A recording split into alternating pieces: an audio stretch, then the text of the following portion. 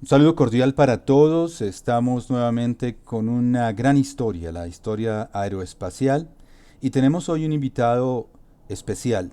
Se trata de un estudiante de la Universidad Nacional de Colombia, terminó recientemente su carrera en ingeniería mecánica y ahora se encuentra en los Estados Unidos adelantando una maestría.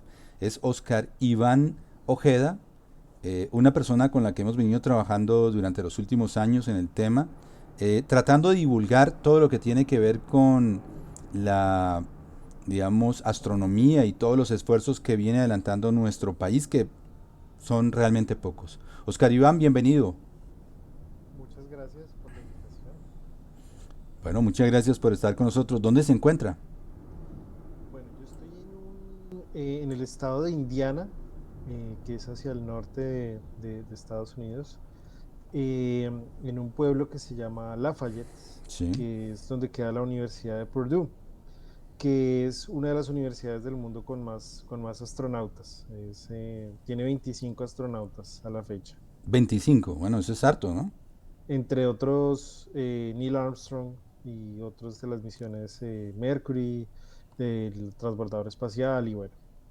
Muchas personas, Oscar, se lo voy a preguntar de esta manera, eh, tal vez ven esto como muy lejano para nuestro país. Ven y pueden pensar que una persona que estudia eh, en una universidad en Estados Unidos, que es la universidad donde estuvo el primer hombre en llegar a la luna y pisarla, eh, ¿por qué hace eso? ¿De dónde le surge a usted esa pasión por la astronomía, por este tema de la conquista espacial? Desde hace muchos años venimos trabajando en ese tema. ¿Por qué razón? Bueno, no, en realidad para mí la parte de la astronáutica siempre ha sido una pasión, o sea, siempre me ha gustado mucho, ha sido un tema Thank you muy for watching diverso, digamos SciShow que tiene News. diferentes enfoques, que tiene diferentes retos, entonces pues para mí ha sido un tema de pasión, precisamente de gusto, un tema de, pues, de ver que es algo que le hace bien a la humanidad, pues por todas las tecnologías que se derivan de la parte espacial que redundan pues en beneficios para las personas y también pues siento que es algo que al país le hace falta, que al país como que se beneficiaría mucho de tener esas oportunidades y hay un potencial grande de hacerlo. Afortunadamente en este momento hay como una intención, ¿no? Con el Ujú. COMPES y con la implementación de políticas espaciales.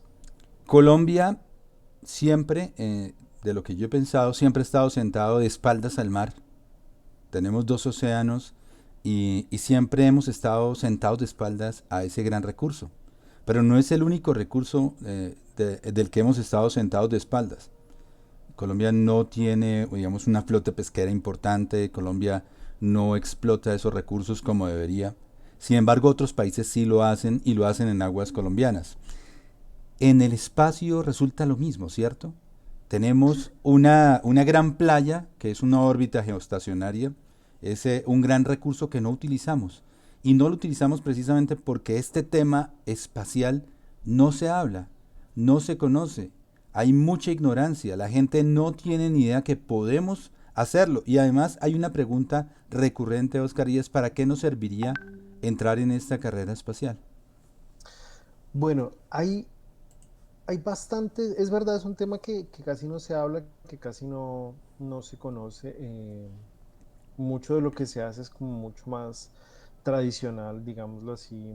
Es importante que la gente como que aprenda que es un tema que no es imposible para nosotros. Claro, hay ciertos aspectos que requieren una gran inversión de infraestructura, de recursos, pero por un lado esa inversión se revierte en beneficios para el país y por otro lado, en este momento hay el tema se ha abaratado, lanzar un satélite es algo que no cuesta lo mismo que costaba hace muchos años.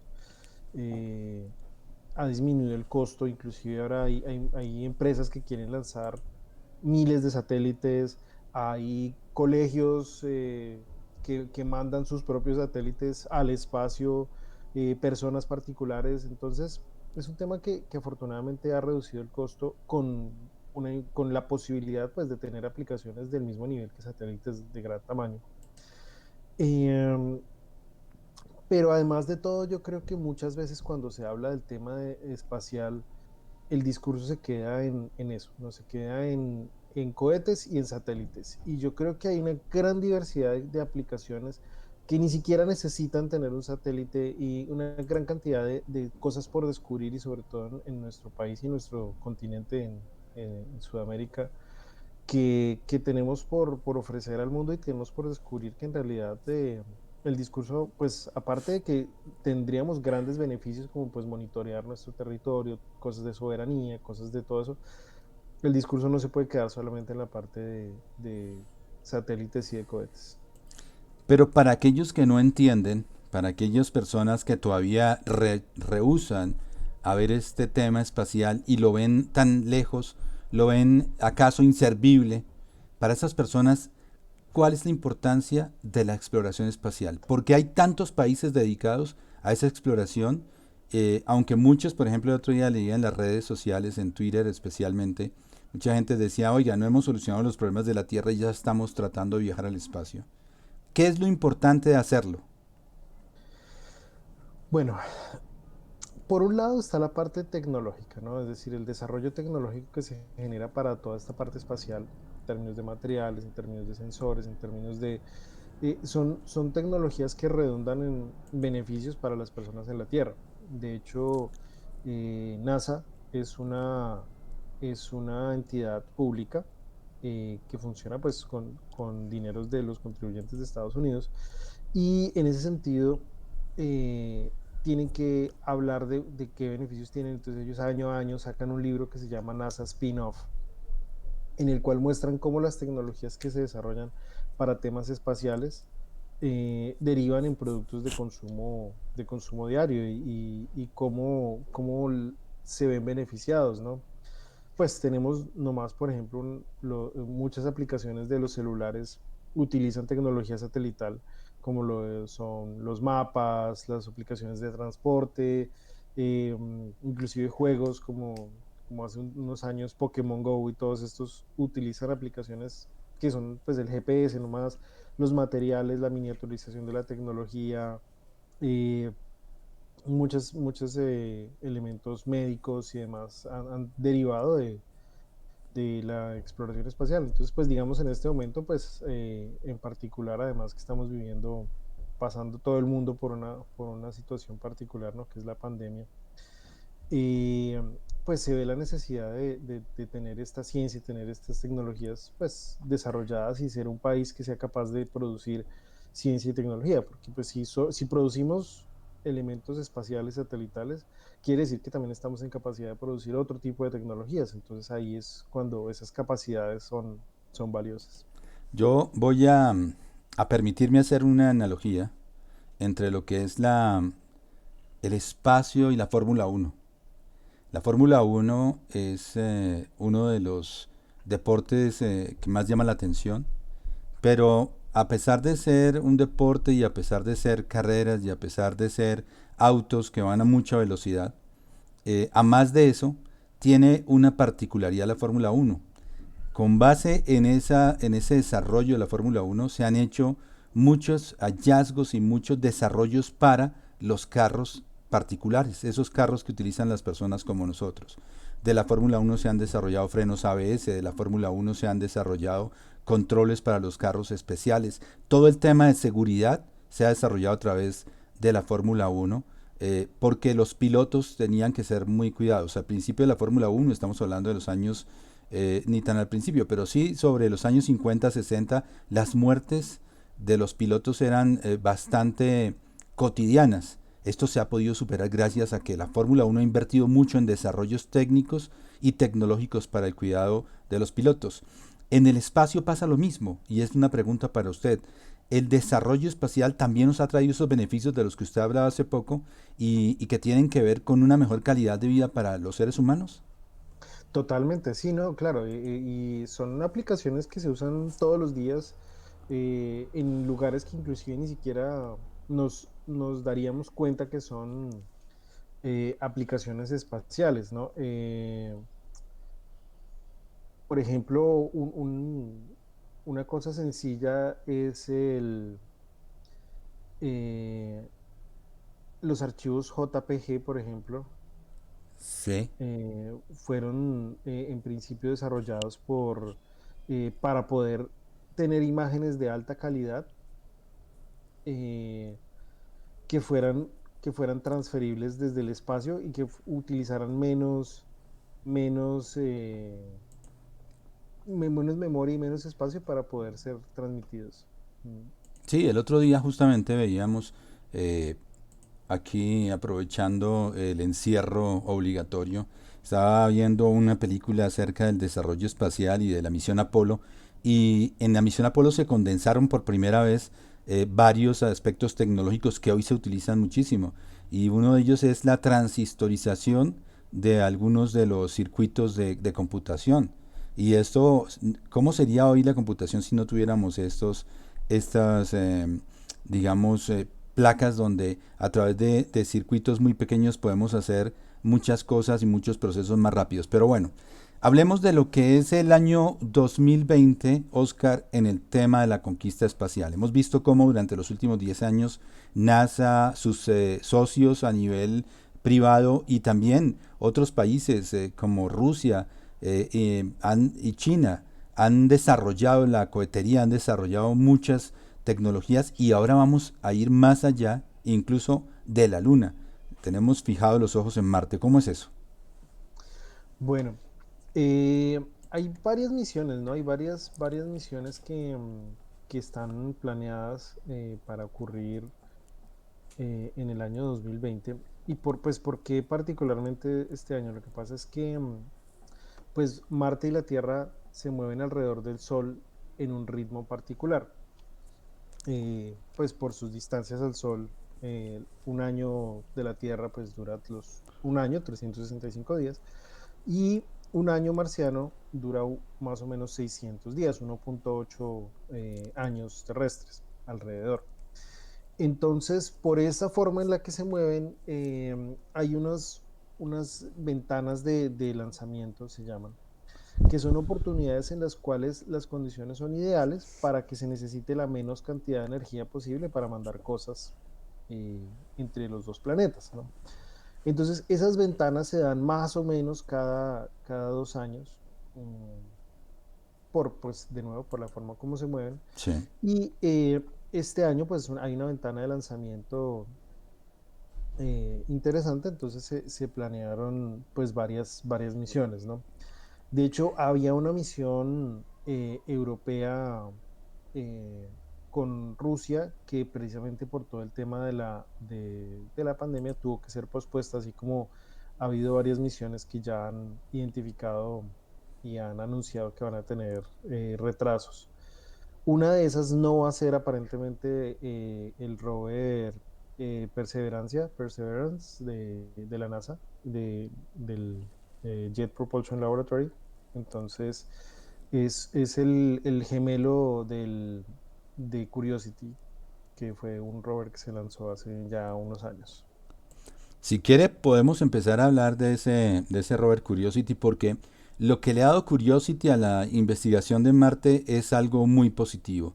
El Curiosity, digamos que es uno de los últimos robots con mayor tecnología que ha pisado y que ha recorrido el planeta rojo y ha aportado muchísimas cosas buenas. ¿Qué podemos decir del Curiosity? Bueno, Curiosity llega a Marte en el 2012, ¿no?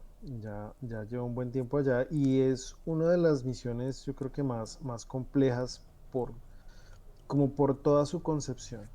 Pero pues no es una misión que venga de la nada, ¿no? Es decir, Sí. es el fruto de una gran cantidad de avances que han venido habiendo, pues, que han venido dándose. Por ejemplo, todas las misiones, pues, Vikingo, Mariner, todas las misiones que han orbitado Marte, misiones que también han ido a la Luna, misiones, por ejemplo, pues estamos hablando de la época del Apolo, misiones que han tenido rovers en la Luna. Sí, Y pues de un tiempo para acá hubo pues un camino de exploración marciano que comenzó en el 97 con una sonda que en ese momento fue muy famosa, que era el rover Sojourner y la sonda era la Pathfinder y que inclusive hace una aparición en la película de Martian, sí. que es el elemento que utiliza, bueno, en la película y en el libro en realidad, que es el elemento que utiliza Mark Watney para comunicarse otra vez, para restablecer sus comunicaciones con la Tierra. Entonces, como que ese camino comenzó con esa sonda, ¿no? Entonces, como que ahí se reevaluó cómo llegar a Marte, cómo poner una gran cantidad de peso en la superficie, y pues derivado de esa misión vinieron después los rovers gemelos Spirit y Opportunity, ¿no? Que llegaron a Marte en el 2004 y eran dos robots gemelos que ya eran más grandes y que tenían una misión, se esperaba que su misión durara 90 días, pero en realidad trabajaron años y años y años. Sí. Y hasta el año pasado, en realidad, hasta el año pasado trabajó Opportunity, que fue cuando pues, hubo una tormenta de arena global en Marte, que es algo que ocurre. ¿Frecuentemente? Sí, sí, sí, es algo frecuente, es algo estacionario y pues son tormentas de arena gigantes que pueden durar meses.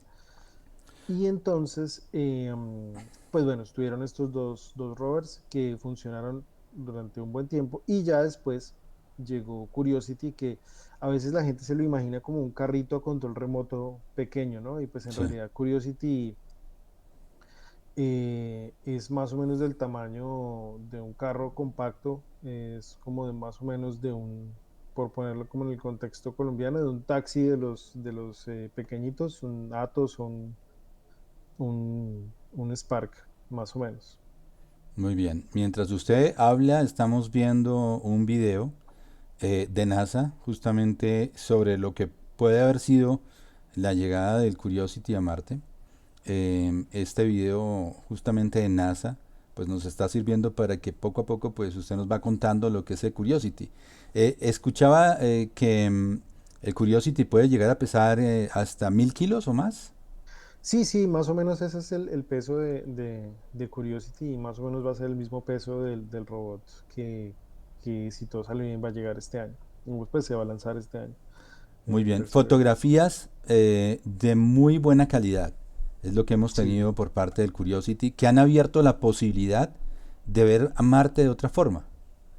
sí, sí, eso es interesante y de hecho creo que ya desde el Sojourner y con el Pathfinder eh, empezó, y pues bueno, inclusive antes ya había ciertas fotografías, pero con estas fotografías estereográficas y de alta calidad, como que empezamos a tener la posibilidad de percibir a Marte como un lugar, más que como algo foráneo, externo, sino es un lugar donde nos podemos ver, donde podemos familiarizarnos con ciertos aspectos de su, de su topografía, como que nos sentimos en un lugar relativamente familiar, digámoslo así. Entonces, eso es interesante, es algo que nos ha permitido la exploración robótica, ¿no?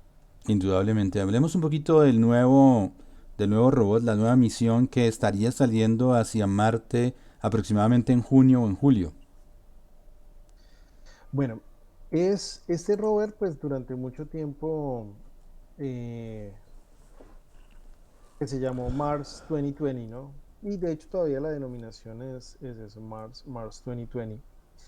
Es un robot físicamente muy parecido a Curiosity, que precisamente hoy que estamos hablando faltan exactamente 100 días para que sea lanzado en julio de este año. ¿100 Tiene días cierto, exactos? perdón, ¿100 días exactos? 100 días faltan hoy, sí. Entonces estamos en la cuenta final. Sí, Ya. estamos en la cuenta Empezamos de regresiva. 100. De 100 para Eh, abajo.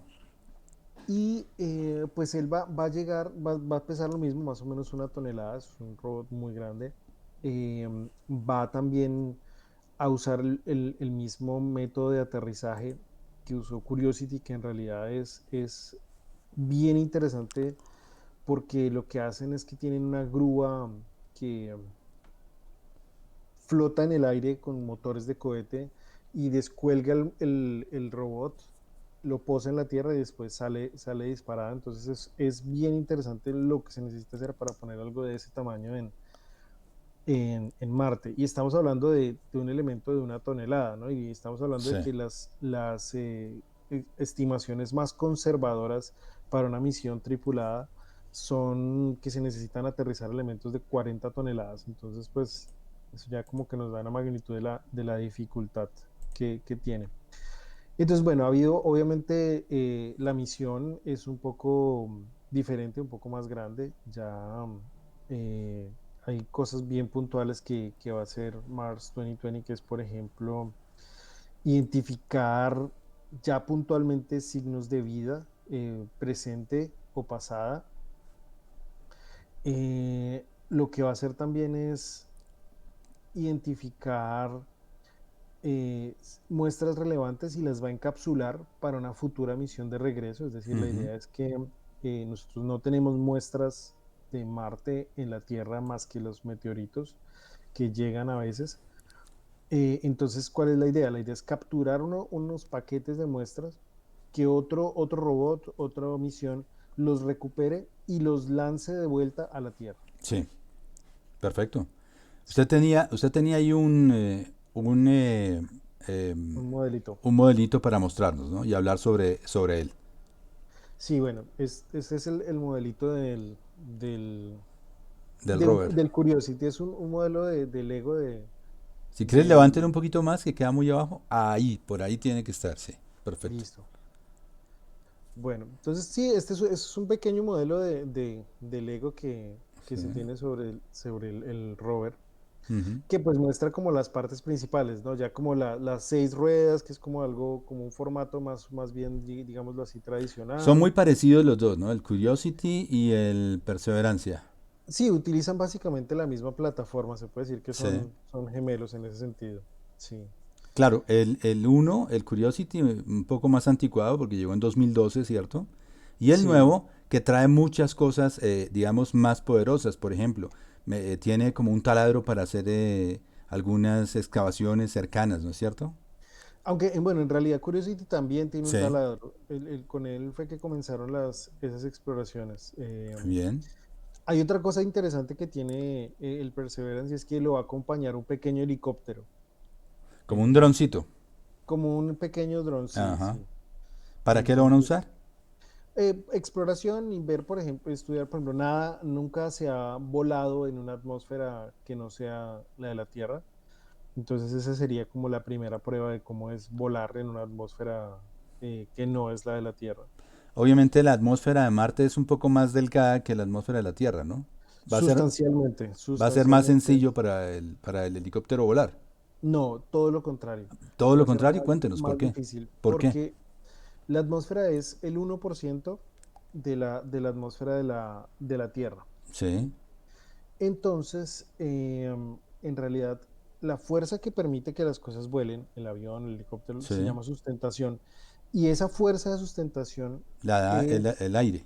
es directamente proporcional a la densidad del aire. Ok. Entonces, si yo tengo una atmósfera más delgada, tengo que tener ciertas características. Obviamente hay menos gravedad, eso ayuda hasta cierto punto, em, pero pues eso hace que haya ciertas dificultades y ciertos retos. Es más o Sí. menos como la atmósfera alta de la Tierra. Entonces, volar ahí requiere de unas ciertas características pues, que no son tan fáciles y, pues lo hace un poco complicado.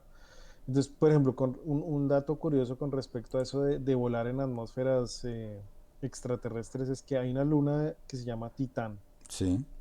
y en esta luna tiene una atmósfera muy densa también, un poco más densa que la de la Tierra, 1.6 veces es la presión atmosférica al nivel, digamos, al nivel de referencia que la de la Tierra y la gravedad es menor. Entonces, si uno pues hace las cuentas, uno puede ver que en esa atmósfera una persona si se pone unas alas, aleteando, podría volar.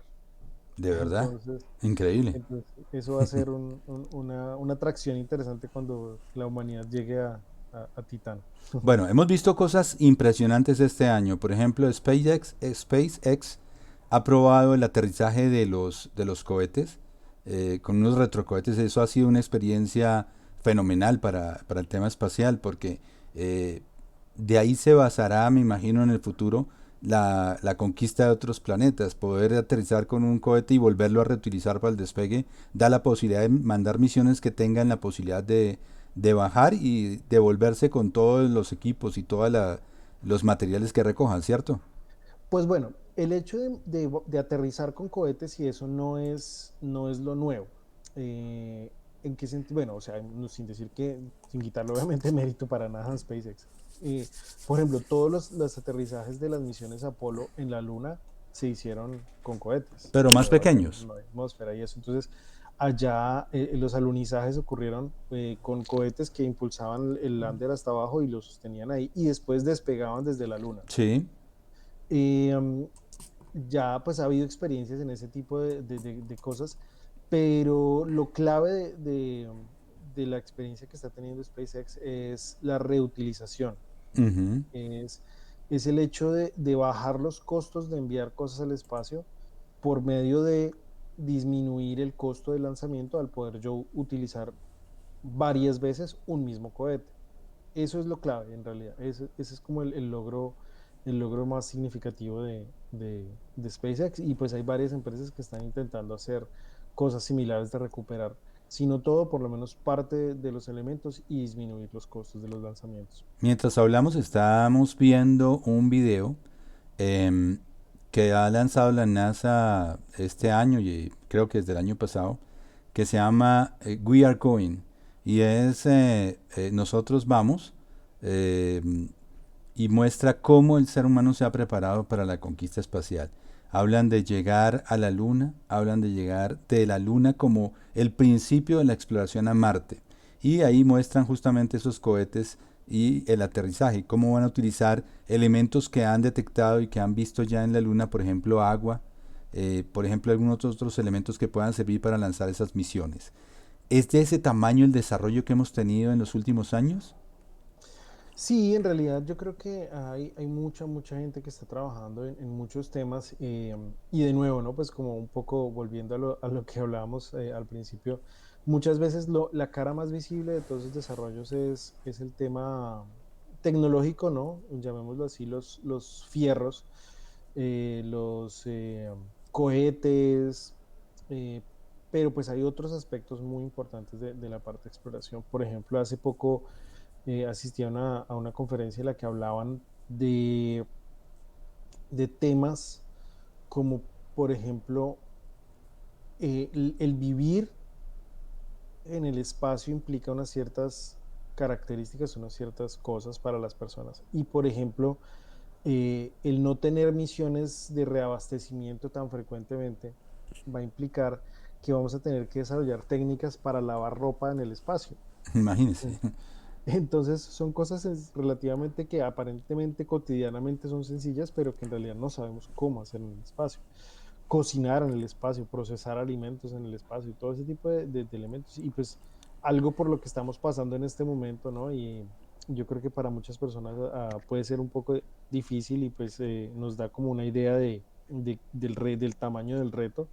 Y es precisamente la parte del aislamiento y del confinamiento, ¿no? Y de cómo eso va a impactar a las personas que viajen, porque pues no van a ser 15 días ni un mes, va a ser prácticamente un poco más de un año que vamos a tener que estar en esas condiciones de aislamiento. Entonces pues es un reto, ¿no? Y cómo lograr hacer esas cosas. Fíjese que usted toca un tema que habíamos visto también esta semana, y es que para la misión Apolo, estamos hablando del 68, 1968, 1969, una de las primeras cosas que se necesitó fue el desarrollo de trajes espaciales, y por esa razón se contrataron a muchas mujeres y a una empresa de confecciones para hacerlo.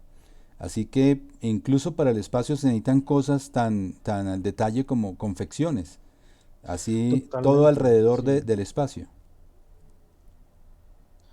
Totalmente, totalmente. Es muy, muy importante, muchos detalles, y una de las cosas que más me ha despertado precisamente esa pasión por el tema espacial es el tema de que es un campo completamente transdisciplinar, interdisciplinar, multidisciplinar en todas sus combinaciones, y se necesitan muchos puntos de vista para poder hacer todos estos desarrollos.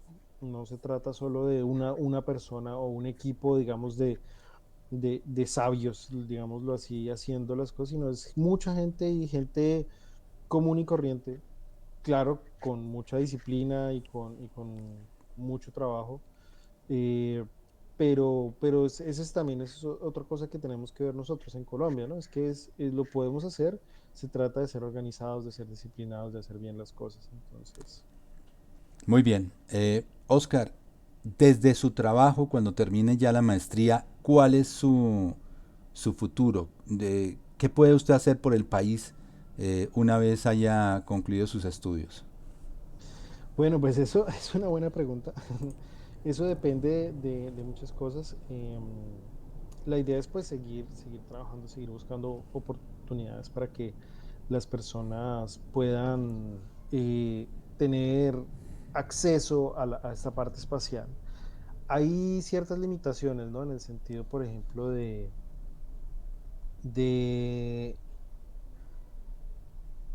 qué se puede hacer con otros países o qué puede hacer uno en otro país, porque pues lamentablemente la tecnología espacial es algo que está sujeto a normativas internacionales de regulaciones, de armamentos y demás. Entonces, hay una limitación en cuanto a qué se puede hacer.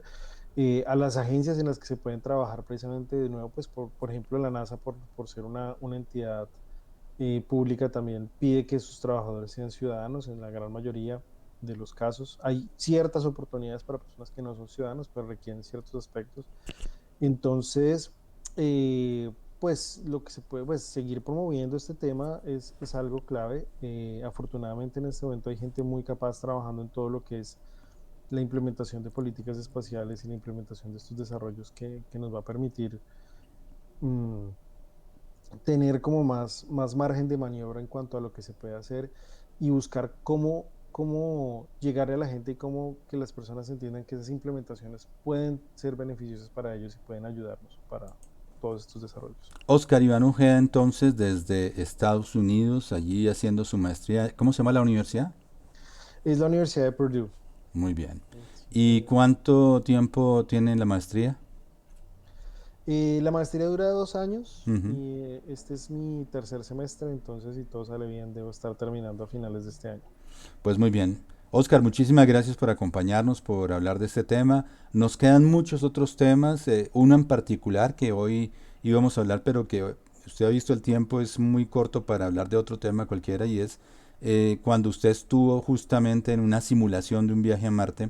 Ese es un tema especial que quiero compartir también con todos nuestros seguidores en este canal y que seguramente lo haremos pronto. Así que muchas gracias.